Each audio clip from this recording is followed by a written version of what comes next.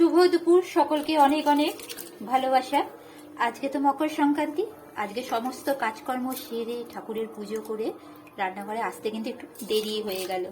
আসলে তো সংক্রান্তির দিন একটু ধোয়া মোছা পরিষ্কার করা তো থাকেই, অন্যদিনও থাকে কিন্তু আজকে একটু বেশি থাকে। আর তার মধ্যে তো সকালে ঠাকুরের পুজোর কিছু নিয়ম থাকে, তারপর পিঠে পার্বণ মানে এইসব সবকিছু মিলিয়েই আজকে একটু লেট হয়ে গেল। এখন চলে এলাম রান্নাঘরে, এখন বসিয়ে দিলাম ভাত। আজকে তো আমাদের নিরামিষ খেতে হয়, মকর সংক্রান্তিতে আমরা নিরামিষ খাই। তো এদিকে আমি ডাল ভাজতে বসিয়ে দিয়েছি।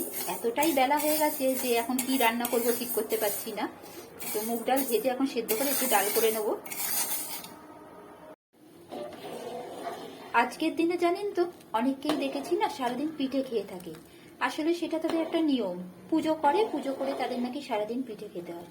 কিন্তু আমি গ্রামের দিকে বা মফস্বলে এই নিয়মটা কিন্তু দেখেছি, এখনো কিন্তু অনেক বাড়িতেই এটা হয়। আমাদের তো এদিকে এটা হয় না, বা সবাই ব্যস্ত থাকে, এটা সম্ভবও হয় না। আর যারা পিঠে খেতে ভালোবাসে তারা খেলো একরকম, পিঠে ভালো লাগে শীতকালে ঠিক আছে, একটা দুটো খেলাম বা তার থেকে একটু বেশিও খেলাম, কিন্তু সারাদিন পিঠে খেয়ে থাকাটা একটুখানি সমস্যার হয়ে যায়। আমার ডালটা দেখুন হয়ে গেল।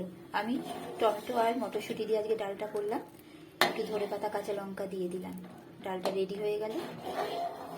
আর কি রান্না করি দেখি, ভাবলাম একটু পোস্তই করে নিই, পোস্তটা একটু তাড়াতাড়ি হয়ে যায় রান্না। কড়ার মধ্যে আমি সর্ষের তেল দিয়ে দিয়েছিলাম আর একটু শুকনো লঙ্কা ফোড়ন দিলাম, দিয়ে নুন হলুদ আর একটু লঙ্কা গুঁড়ো দিয়ে আলুগুলোকে এখন একটু লাল লাল করে ভালো করে ভেজে নেব। আলুটা ভাজা হতে হতে আমি এদিকে ভেজে নিলাম একটু পাঁপড়। আসলে আজকে তো নিরামিষ, তো একটু পাঁপড় না ভাজলে আমার বিয়ের আবার হবে না। আজকে অন্যদিন হলে একটু ডিমের অমলেট করে দিলে খেয়ে নেয়, কিন্তু আজকে তো সেটাও দিতে পারবো না, তাই একটু পাঁপড়টাও ওই জন্য ভেজে নিলাম। পাঁপড়ের তেলেতে এখন আমি আবার একটু বেগুনও ভেজে নেব। আলুগুলো দেখুন ভালো করে ভাজা হয়ে গেছে, আমি এর মধ্যে এখন দিয়ে দেবো বেটে রাখা পোস্ত।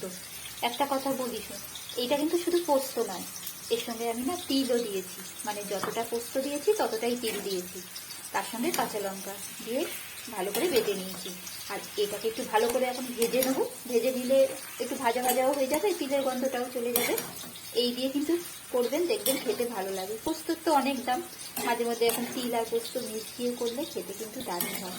এইটাকে এখন ভেজে আমি জল দিয়ে দেবো, যতটা আমার জলের দরকার অল্প একটু জল দিয়ে দেবো। বেগুনগুলোও ভাজা হয়ে গেছে, বেগুনগুলোকেও তুলে নেবো। এই ধরনের রান্নাগুলো না একটু তাড়াতাড়ি হয়ে যায়, যখন কাজের একটু দেরি হয়ে যায় তখন এইভাবেই রান্না ছেড়ে ফেলি। পোস্তটা আমার রেডি হয়ে গেছে, আমি কিন্তু এতে বেশি জল দিইনি, মিক্সিং জারে বাটিটা ধোয়া জলই একটু দিয়েছি অল্প করে। আপনাদের সঙ্গে কথা বলতে বলতে আমার কিন্তু রান্নাগুলোও হয়ে গেল, আর ভালোও লাগলো। আজকে রান্না বান্না তাহলে আমার এতটুকুই। আজকের রান্না আপনাদের কেমন লাগলো অবশ্যই জানাবেন। ভালো থাকবেন, সুস্থ থাকবেন।